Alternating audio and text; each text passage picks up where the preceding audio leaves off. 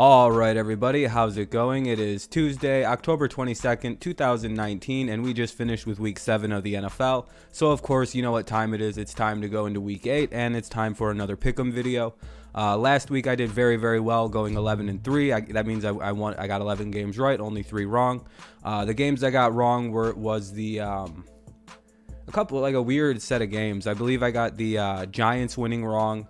I got it's hard to remember what games I got wrong. I got the Cowboys winning. That kind of I had the Eagles beating the Cowboys, so I got that one wrong. And then I got a really random game wrong in the 1 o'clock set. But I can't remember off the top of my head. I believe it was I can't remember. I don't think it really matters because I went 11-3, much improved, much better. Hopefully this week we have a similar result, 15 games. So of course, hopefully we go like 12-3 or 14-2 or something like that, 13-3. Let's hope something good. And so that was week 7. Now we're on to week 8. Let's go ahead and go on. Again, I had a great week last week. Let's look at who's not playing this week in week 8. Just 2 teams, so we have 15 games. We have the Cowboys and Ravens each getting a week off. So if you're a Cowboys fan, you don't have to worry about your team doing something stupid and embarrassing themselves or looking like one of the best teams in the NFL. And then we have the Ravens. They're doing good this year. Lamar's playing quite well. Great win for them last week. So anyway, those 2 teams aren't playing. So if you're an Eagles, Giants, or Redskins fan, or if you're a Cowboys fan, you can watch those 3 teams. If you don't like the Ravens, you can, or if you're like a fan, I don't know. Ravens are going to win their division, so there's no real whatever. Thursday night football, we have a bit of a boring football matchup. This one's sort of a no doubt about it, no brainer. It's the goddamn Redskins going into Minnesota to play the Vikings. Not really much to discuss here. The Vikings are 16-point favorites with an over-under of 42. If they get anywhere near that 42 mark, it's going to be some heavy lifting by the Vikings. The Redskins are the Redskins. They're 1-6. Again, not much to say here. I think the Vikings win at home on a short week. This typically doesn't favor a new team with a new coach. That is particularly bad. Home teams on Thursdays are pretty safe bets.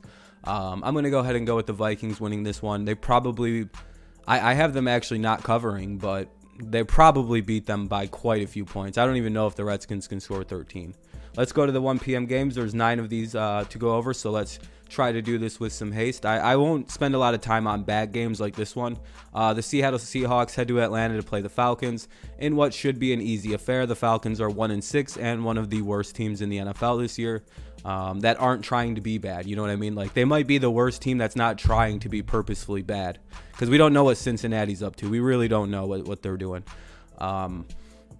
They might be tanking like the Dolphins. It kind of seems like they're tanking like the Dolphins, but that's not who we're talking about. I have the Seahawks winning this game 35-17. Quite an easy win coming up for them after a tough one against Baltimore. The Seahawks are 3.5-point favorites with an over-under of 53.5. I could see this game getting there, but we'll see how Seattle's defense plays. Seahawks over the Falcons. Not really surprised there. Another game that's really not much of a surprise. We have the Cardinals heading into New Orleans to play the Saints. The Saints are 9.5-point favorites with an over-under of 48 points. Again, that's going to be some serious heavy lifting by the Saints to get to that over-under, but it could happen. I kind of doubt it. Kyler looks really good. The Cardinals are playing better than anybody would have thought. Most people had them winning 3 games. I had them at about 6 or 7, probably 6 because of the tie, but that's still a respectable record considering what everybody thought they were going to be, how last year looked, how destitute they looked. So I don't know. I kind of this game isn't hard because the Saints defense is incredible. Their offense is playing lights out with Teddy B, and they're just on a roll. I don't see them losing until I don't think they'll lose another game this year. Maybe one if they sit all the starters, but then they have Teddy B back out. So who knows how this season plays for the Saints. I do think they'll win this game 31-13. Quite an easy win for Bridgewater and company. Again, this was the first game that I actually had to do a little bit of thinking of, believe it or not, because we've had some really shitty games to start it off. The Bears take on the Chargers at home. The Bears are 4.5-point favorites with an over-under of 40. I don't think that's going to be hit at all. This is going to be a low-scoring defensive style game where whichever offense can do something and strike first and kind of take some kind of like lead or some kind of like strong advantage. We just seen this game, actually. We just seen the Los Angeles Chargers play the Tennessee Titans, and the Bears and the Titans, as much as Bears fans don't want to hear this, very similar football teams. Very strong defense, like decent coaching, good coaching for both the Titans and the Bears. Great defenses by both teams, but their offensive quarterbacking situation is kind of shitty. Like, they have pieces on the offense that should make a good offense. Either team does, but it just doesn't work at the quarterback position. And we've seen how the Chargers play against teams like this. And the Bears and the Titans, to me, they're very similar football teams right now. Just right now. Titans have a little bit more upside at the quarterback position than the Bears do right now. I really don't know what they're going to do. Try to get Cam Newton, try to get Brady in the offseason once he's available. If he is ever available, we'll see about that. But yeah, so basically with this situation, I'm basing this off of how they played against the Titans, and they did not look good against a great defense. On the road, I like the Bears in this one. I think they'll be able to score some points. The defense might score a point or two off Phillip Rivers and his sometimes errant throwing. So give me the Bears in a very close, very good game, 21-17. This game, I didn't even... Boo! New York Jets. I'm seeing ghosts. Boo! That's all you got to do now to scare Sam Darnold. You just got to go boo, and then you'll make him see ghosts. And the little pussy will turn the ball over 5 times. Jesus Christ, that was terrible against the Patriots. Remember when he was the AFC Player of the Week on offense when he beat the Cowboys? Oh boy, now he's the ghost man, Sam Darnold. We didn't know that Sam Darnold had the sixth sense, but here he is. Basically, all I'm doing is making Jets jokes. The Jaguars are going to win this game like 28-17. Jaguars are favored by 6, 41.5 point over-under. So take it what you will, but the Jaguars are going to make Darnold see ghosts. Because Darnold has a sixth sense, he can shine. It's all sorts of these crazy abilities we're finding out with Sam Darnold. He's also got a very close together face, and it's just creepy. And I should like him because he's a ginger, but I have no feelings for Sam Darnold. Then he said he was scared of ghosts and shit. And now, boo! Yeah, that's all you gotta do to scare Jets fans. So, give me the Jaguars over the Jets. 28-17. Poor Le'Veon. I bet you he's punching the air right now. When thinking about all the teams he could have signed with, all the places he could have gone in the offseason, he chose the fucking Jets. It's kind of probably like a lot like Adam Humphries right now. Every time he just thinks about the fact he doesn't have a quarterback in Tennessee, and he could probably be like the top 10 wide receiver in the NFL had he signed with the Patriots. He'd have been all we had for like an option down the field. But no, he goes to the Titans. All right. Fucking Humphries. All right, Bell. All these bad decisions about where people went this offseason. All right, and then this is a game that nobody really cares about unless you're a fan of the Giants or the Lions. And I can be honest about it. This is a pretty boring matchup. The Lions have one of the worst defenses in the NFL when it comes to playing the pass. They give up a shitload of passing yards every game. Worst since their season where they lost all their games. The Giants are very inconsistent. That you don't know what you're going to get from week to week. 1 week they look like they can beat the Patriots, then they get beat up on by the Arizona Cardinals against Kyler Murray, who didn't even throw for 100 yards or something. It's like, Jesus Christ. That's what the Giants are. They're losing to quarterbacks not throwing for 100 yards. But all things considered, I do have the Lions winning this game. I think the Lions are better than every single bad team in the NFL. But when it comes to any good team, it's going to be a struggle to a loss for them. So no offense to the Giants, they're a bad team. Both of the Lions wins, and I think all 3 of their losses have come against pretty good football teams. I believe they've lost to the Packers, the Vikings, and the Chiefs. Their wins have come against the Eagles and Chargers. So they're going to beat a team like the Giants or tie them. See the Cardinals. But give me Detroit 27-24 over the inconsistent Giants. Who knows what they're going to do? They're on the road, the tough place to go play at Ford Field. Lions are favored by 7 points with an over-under of 49.5. Let's go on to the next slate of 1 p.m. games. We got 4 left to go over. Oh, look who it is. The Tennessee Titans. Adam Humphries punching the air consistently. Adam Humphries just angry as hell because he knew he could have gone to New England and been a top 5 possible wide receiver this year, considering all the injuries to New England. Instead he gets fucking Ryan Tannehill. God, dude, they're so drafting Love or Eason or Fromm or just one of these quarterbacks. But we still got a game to go over. This is going to be the Titans at home. Tannehill looked whatever in his first start. The Tampa Bay Buccaneers, they're just not good. Bruce Arians can't even save Jameis Winston. I'm sorry, Bucs fans. You've got a good defense this year, and that's why I'm respecting you with the 20. You got, a good defensive line, rather. But that can't save you from Jameis and his willingness to throw interceptions. And that's really what's going to doom you. The Titans are a very good defensive team, and if you make mistakes, they're going to capitalize, and they're going to put up points.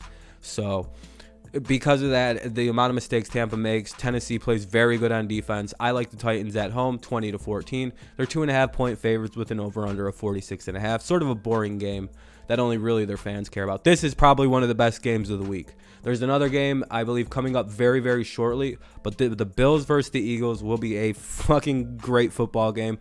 Who would have thought that the Bills and Eagles at the start of this regular season would have any kind of anticipation that it has, considering the fact that the Bills, if they beat this team, they look like a real football team. They'd be 6-1. They'd be a favorite to go into the playoffs as a wild card team. I believe they're good to get into the wild card. I think they can do that.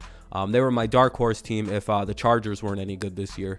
And yeah, it seems like I've been pretty right about the Bills. I think they'll finish 9-7 or a 10-6 mark.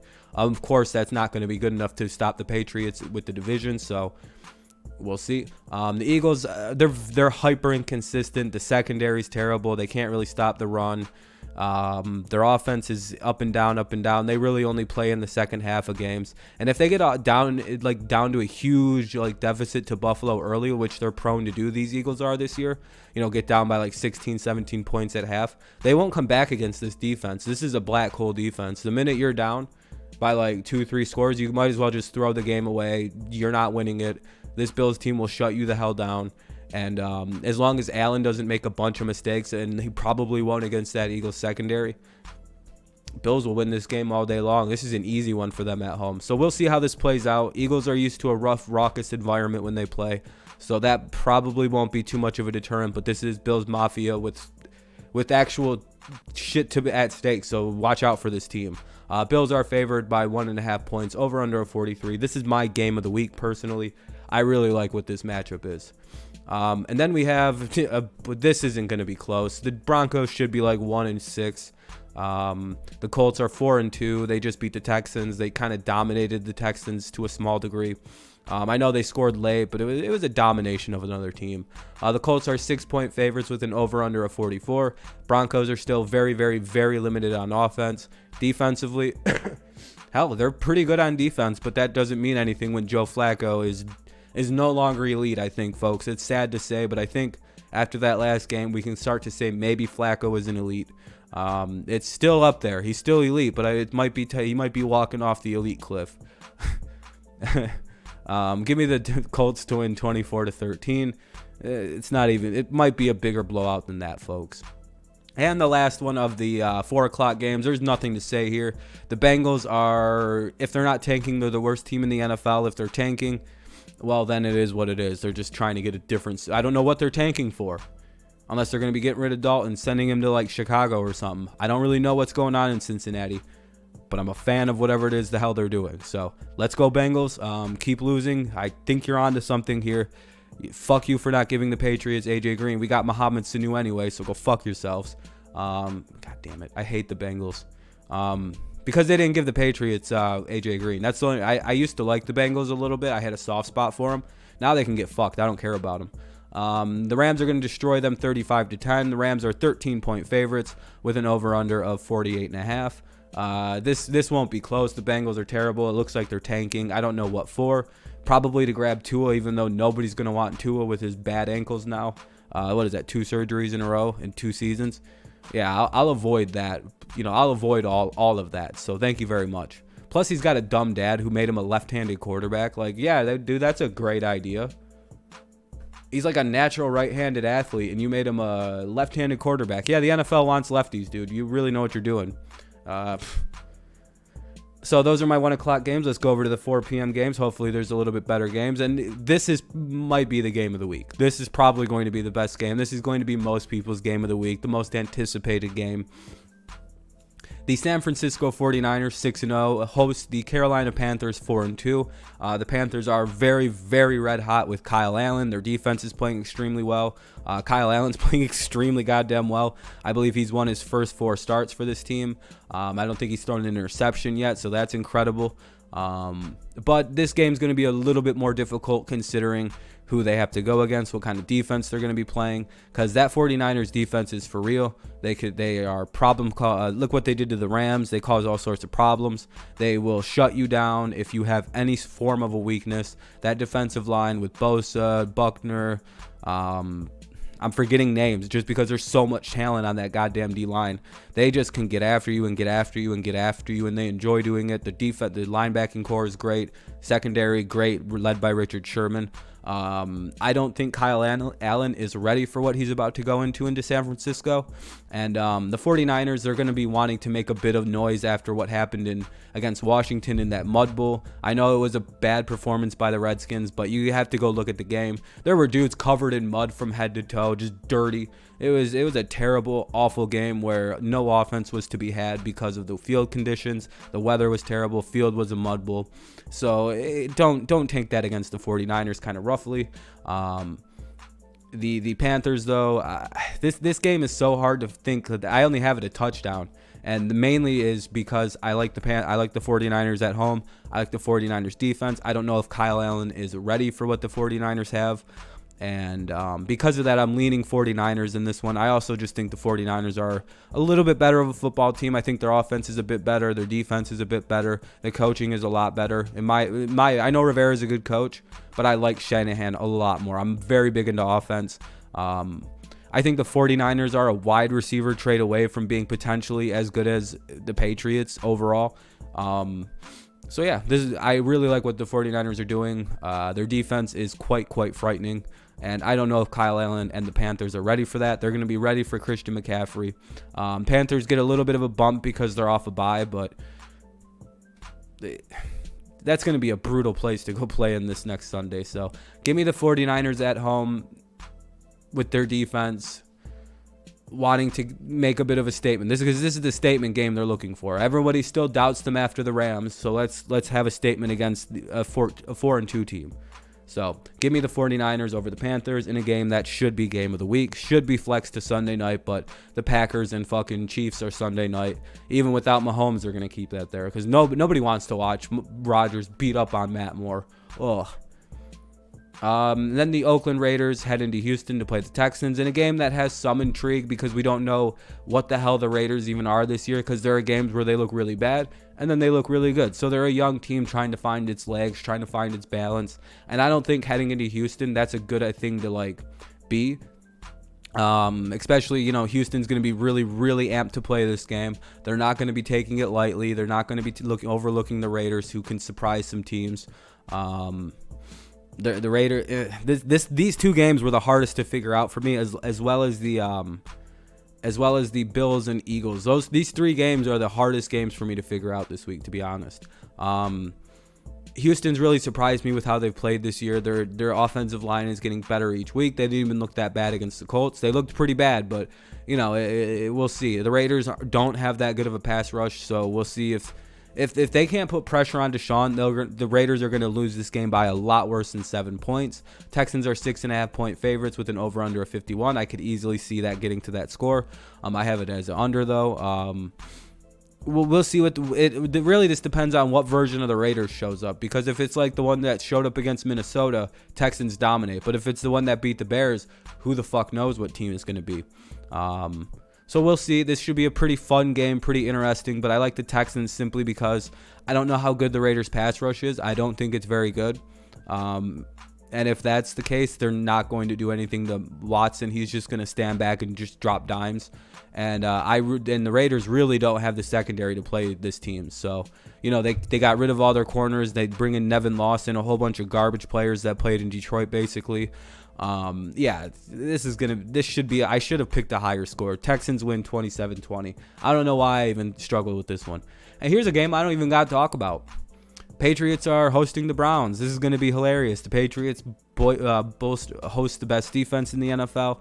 Get their first real test, I guess you could say, against the Cleveland Browns. I guess this is a test, right? This is the start of the Patriots' hellacious schedule coming up, where they got to play like 6 good teams. They were good, but now they're all kind of shitty. Or there was hype around these teams going into the season. I believe the Browns are the first of these teams. The Chiefs, the Cowboys, the Eagles, they're all involved in this stretch of games coming up for my team. But yeah, so here we go. The Patriots are going to win this by 33-9. They're going to just destroy the Browns. The Browns aren't ready to go play in Cleveland. Baker's not ready for Bill Belichick in Foxborough. It's just not going to be pretty. The Browns aren't a good football team this year. Sorry to tell everybody that. I tried to tell you guys. You guys are a 500 team or a 7-9 team at absolute best. What the hell? I've said this every week. What the hell does Odell's numbers translate to?